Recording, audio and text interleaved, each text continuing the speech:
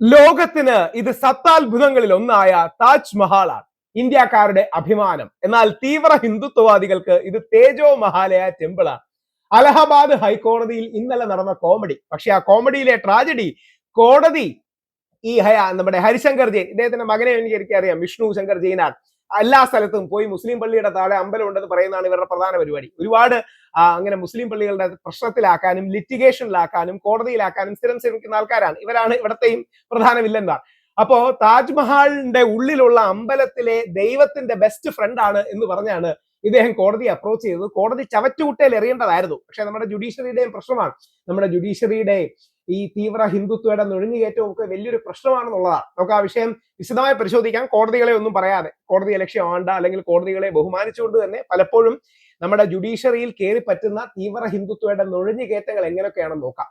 അതായത് ഇത് BJP government 2015 ഇത് തേജോ മഹാലയൊന്നുമല്ല താജ്മഹാളാണെന്ന് BJP ഗവൺമെന്റ് റെസ്പോൺസായി നമ്മുടെ ലോകസഭയിൽ പറഞ്ഞിട്ടുണ്ട്. അതോടൊപ്പം ASI കൃത്യമായിട്ട് പറഞ്ഞിട്ടുണ്ട്, ഇവിടെ അമ്പലമോ കാര്യമൊന്നുമില്ല, ഇത് താജ്മഹൽ തന്നെയാണ്, അത് ഇസ്ലാമിക് ആർക്കിടെക്ചർ ആണ്, മുഗൾ ആർക്കിടെക്ചർ ആണ് എന്ന്. പക്ഷേ തീവ്ര ഹിന്ദുത്വവാദികൾക്ക് ഇതിന്റെ പിന്നിൽ ഇല്ലാത്ത കോൺസ്പിറസി കണ്ടുപിടിച്ച് താഴെ പരമശിവൻ ഉണ്ടെന്ന് പറയുന്നതാണ് അവരുടെ പ്രധാന ഒരു അജണ്ടകളിലൊന്നും. ഒന്നുമില്ല താജ്മഹാളിനെയും പ്രശ്നത്തിലാക്കാൻ. പ്രത്യേകിച്ച് ഇപ്പൊ അയോധ്യയൊക്കെ വന്നപ്പോൾ പുതിയ വിഷയങ്ങളൊക്കെ എടുത്ത് ഒരു എന്താ പറയണേ, കുളം കലക്കാനും വിഷം കലക്കാനും അല്ലെങ്കിൽ ഈ കിണറ്റിൽ വിഷം കലർത്താനും ഒക്കെ ശ്രമിക്കുന്നവരാണ് പ്രധാനമായിട്ടത്. അതായത് വിശ്വപ്രസിദ്ധമായ ഈ താജ്മഹാൾ ഇന്ത്യയുടെ മകുടോദാഹരണമായ സപ്താത്ഭുതങ്ങളിൽ ഒന്നായ, ഇന്ത്യയെ ലോകത്തിന് മുമ്പിൽ അടയാളപ്പെടുത്തുന്ന കാര്യങ്ങളിൽ ഒന്നായ, ലോകത്തിലെ ഏറ്റവും പ്രഗത്ഭരായ നേതാക്കൾ പ്രസിഡന്റുമാർ ഇന്ത്യയിലേക്ക് വരുമ്പോൾ സബർമതി ആശ്രമത്തിലും താജ്മഹലിലുമാണ് സ്ഥിരം പോകാറുള്ളത്. ഗാന്ധിജിയുടെ സ്ഥലത്തും അതേപോലെ ഇന്ത്യയിലെ സപ്താത്ഭുതമായ താജ്മഹാളിലും. പക്ഷേ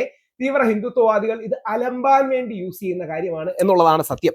ഇതിലെ ഏറ്റവും വിഷമം ബഹുമാനപ്പെട്ട സുപ്രീം കോടതി ഡിസംബർ 2022 1 ലക്ഷം രൂപ ഫൈൻ അടിച്ച് ഈ പരാതി തള്ളിയതാണ്.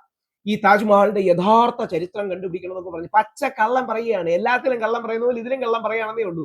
അതായത് താജ്മഹാളിന്റെ യഥാർത്ഥ ചരിത്രം ഷാജഹാൻ നിർമ്മിച്ചത് എന്നുള്ളതാണ്.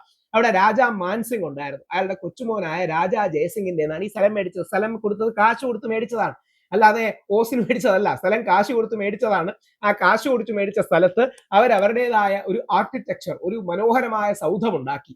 അതാണ് താജ്മഹൽ എന്ന് പറയുന്നത്. അതിനോടനുബന്ധിച്ച് ഇസ്ലാമിക വിശ്വാസപ്രകാരമുള്ള കാര്യമുണ്ട്, ആ ടോംബുണ്ട്, മനോഹരമായി സ്ഥലമുണ്ട്. പക്ഷേ ഇത് എങ്ങനെങ്കിലും അമ്പലമാണ് എന്ന് തെളിയിക്കുന്നത് പരമശിവനോടുള്ള ഇഷ്ടം കൊണ്ടൊന്നും അല്ല. ഇനി ഈ പരമശിവനെ ഇടയ്ക്കിടയ്ക്ക് എടുത്ത് പറയുന്നതിന്റെ കാര്യം, ഏത് സ്ട്രക്ചർ എടുത്തു നോക്കിയാലും അതിന്റെ താഴെ കുറച്ച് ഉരുളം കല്ലുകളും കാര്യങ്ങളും ഒക്കെ കിട്ടും. അതൊക്കെ ശിവലിംഗമാണെന്ന് പറയാനുള്ള നമ്പറാണ്. ഇതിനെക്കുറിച്ച് RSSന്റെ സർസംഘചാലകായ മോഹൻ ഭഗവത് ഒരിക്കൽ പറഞ്ഞിട്ടുണ്ട്, കാണുന്ന മുസ്ലിം പള്ളിയുടെ എല്ലാം താഴെ പോയി ശിവലിംഗം തരേണ്ട കാര്യമില്ല. അതായത് ഇത് തീവ്ര ഹിന്ദുത്വ കുളം കലക്കാനും വിഷം കലർത്താനും ഇടപെടുന്ന കാര്യങ്ങളിലൊന്നാണ്. വിഷ്ണു ശങ്കർ ജെയിനും ഹരിശങ്കർ ജെയിനും സ്ഥിരം പ്രശ്നക്കാരാണ്. ശംഭലിൽ പ്രശ്നം ഉണ്ടാക്കിയത് ഇവരാണ്. എല്ലാ സ്ഥലങ്ങളിലും ചെന്ന് അവിടുത്തെ പള്ളിയുടെ താഴെ അമ്പലമാണെന്ന് പറയും. അങ്ങനെ അവിടെ അടിയുണ്ടാക്കും. അവിടെ ഏതെങ്കിലും ലോവർ ജുഡീഷ്യറിൽ അടക്കമുള്ള ആൾക്കാരെ സ്വാധീനിച്ചുകൊണ്ട് അവിടെ എന്തെങ്കിലും കമ്മീഷനെ വെപ്പിക്കും, അവിടെ കലാപം ഉണ്ടാക്കിക്കും. ഇത് സ്ഥിരം ചെയ്യുന്ന പരിപാടിയാണ്. ഇവർ വിഷം കലക്കുന്നതും മറ്റും ചെയ്യുന്നതാണ് എന്നുള്ളതാണ് സത്യം. പക്ഷെ എന്റെ വിഷമം, നമ്മുടെ ജുഡീഷ്യറി യഥാർത്ഥത്തിൽ ചവറ്റുകുട്ടയിൽ കളയേണ്ട, കോസ്റ്റ് അടിച്ച് ചവറ്റുകുട്ടയിൽ കളയേണ്ട കാര്യമാണ്. അലഹബാദ് ഹൈക്കോടതി സെന്ററിനോടും ASIയോടും ചോദിച്ചിരിക്കുന്നു നമ്മുടെ താജ്മഹാളിന്റെ സർവേയെ കുറിച്ച്. അതായത് ഈ നമ്മുടെ പല ജുഡീഷ്യറിയെ കുറിച്ച് ഒരുപാട് കാര്യങ്ങൾ പറയേണ്ടതുണ്ട്, പക്ഷെ പറയുന്നില്ല. എന്തായാലും ജസ്റ്റിസ് രോഹിത് രഞ്ജൻ അഗർവാളാണ് ആ മഹാൻ. ഈ തേജോ മഹാലയാണോ എന്ന് ചോദിച്ച മഹാൻ. ഒന്നുമില്ല, ഇത് താജ്മഹൽ പിടിക്കണമെന്നൊന്നും ആഗ്രഹമൊന്നുമില്ല. ഒരു ആലമ്പുണ്ടാക്കുക, പ്രശ്നം ഉണ്ടാക്കാൻ ഒരു വഴി വെട്ടിക്കൊടുക്കുക. ആ വഴി വെട്ടിക്കൊടുക്കുമ്പോൾ അവിടെ തീവ്ര ഹിന്ദുത്വവാദികൾ വന്ന് പ്രശ്നം ഉണ്ടാക്കും. അപ്പൊ എന്നിട്ട് പറയുന്നത് താജ്മഹലിന്റെ അവിടെ ഇരിക്കുന്നത് ശ്രീ അഗ്രേശ്വർ മഹാദേവ് നാഗ്നാഥേശ്വർ വിരാജ്മാൻ അവിടെ ഇരിപ്പുണ്ടെന്നാണ്.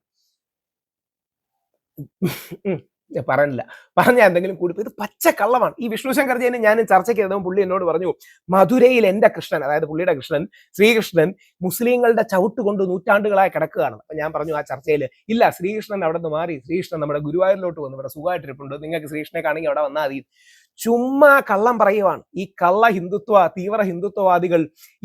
ഇതിനെക്കാട്ടി തീവ്രമാണ് ഗോഡ്സേവാദികൾ. ഈ ഗോഡ്സേവാദികൾ ഈ നാടിന്റെ അപകടമാണ് എന്നുള്ളതാണ് ഇതിന്റെ ഏറ്റവും വലിയ പ്രശ്നം. എന്തായാലും കോടതിക്ക് കുറച്ചുകൂടെ ബുദ്ധി ഉദിക്കട്ടെ. എനിക്ക് പറയാതിരിക്കാൻ വയ്യ. ഇതാണ് ആ മഹാനുഭാവൻ, ആ ജഡ്ജിനെ കൂടെ കണ്ടോളൂ. ആ മഹാനുഭാവലു ഇത് തന്നെ എന്ന് ചോദിച്ചത്.